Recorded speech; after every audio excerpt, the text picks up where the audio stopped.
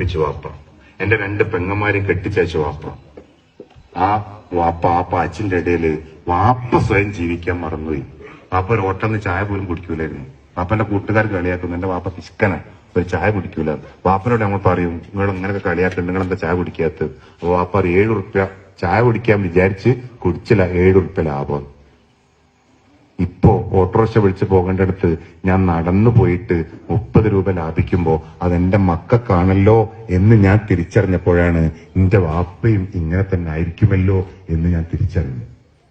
പക്ഷെ ആ തിരിച്ചറിവ് മുതൽ ഞാൻ വാപ്പനെ രാജാവിനെ പോലെ വായിക്കണം തീരുമാനിച്ചു. പുതിയ ഞാൻ വീടുണ്ടാക്കിയപ്പോ അതിൽ വാപ്പാക്കായിട്ടൊരു മുറി ഉണ്ടായിരുന്നു. അതിൽ ഇങ്ങനെ പിടിച്ചു പോകാനുള്ള ഹാൻഡ് റെയിലുകൾ ഞാൻ വെച്ചു. ഇരുന്ന് കുളിക്കാൻ കുളിമുറിയിൽ ഒരു ബെഞ്ചുണ്ടാക്കി. കക്കൂസിൽ നിന്ന് എഴുന്നേൽക്കാൻ വേണ്ടി നല്ല മനോഹരമായ കയറ് ഗ്രില്ലൊക്കെ ഇട്ടിട്ട് വെച്ചു. ചൂടുവെള്ളം വരാനുള്ളതായിരിക്കുന്ന പാത്രം ഫിറ്റ് ചെയ്തു. ഇതൊക്കെ വാപ്പാനെ കൊണ്ട് ഇങ്ങനെ കാണിക്കും, ഇത് വാപ്പി ചെങ്ങക്കില്ലാട്ടോ.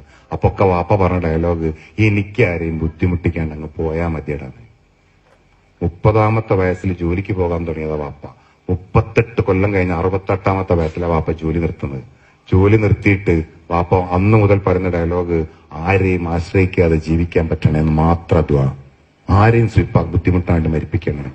വാപ്പന്റെ ദുആ പഠിച്ചോൻ കേട്ട് 38 കൊല്ലം ഞങ്ങൾക്ക് വേണ്ടി കഷ്ടപ്പെട്ട വാപ്പ ഒരു 38 സെക്കൻഡ് പോലും ഞങ്ങളെ ബുദ്ധിമുട്ടിക്കാതെ വാപ്പ പോയി കളഞ്ഞു. വാപ്പാനെ ഞാൻ തിരിച്ചറിഞ്ഞില്ലല്ലോ എന്ന് നെഞ്ചിലാദി അവിടെ തന്നെ കിടക്കുക. ഉമ്മ ആരാണ് നിങ്ങൾ എപ്പോഴും ആലോചിച്ച് നോക്കിയിട്ടുണ്ടോ?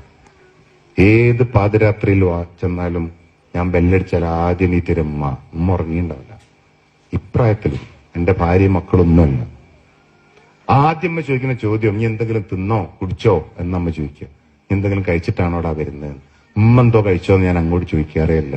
എന്നാലും പരാതി ഒന്നുമില്ലാതെ ഉമ്മ ഇങ്ങനെ ചോദിച്ചോണ്ടിരിക്കും. കാരണം എന്റെ ഭക്ഷണത്തെക്കുറിച്ച് ഉമ്മക്ക് ഇപ്പോഴും ബേജാറാണ്. എവിടെയെങ്കിലും കല്യാണത്തിനൊക്കെ പോയാല് അവിടെ നിന്ന് കിട്ടുന്ന പാക്കറ്റും ചുറ്റിപ്പിടിച്ചു വരും ഉമ്മ. അതിൽ നിന്നൊരു ബിസ്ക്കറ്റ് പോലും ഉമ്മ കഴിച്ചിട്ടുണ്ടാവില്ല. അതൊക്കെ മക്കൾക്കുള്ളതാണ്. പൊരിച്ച മീന് ഉമ്മ തിന്നൂല, മക്കൾക്ക് കൊടുക്കാനുള്ള. എന്തുകൊണ്ടാണ്? ഉമ്മയുടെ കാലടിയിലാണ് സ്വർഗം എന്ന് പറഞ്ഞതിന്റെ അർത്ഥം എന്തെന്നറിയോ? കാലിന്റെ അടിയിൽ ഒളിപ്പിച്ചു വെച്ചെന്നല്ല, നിങ്ങൾ ആ കാലിൽ വീണാൽ മാത്രമേ നിങ്ങൾക്ക് സ്വർഗം തരുന്ന. കാരണം അത്രയും നമ്മളെ സ്നേഹിച്ച ഒരേ ഒരാള് ഉമ്മ മാത്രം.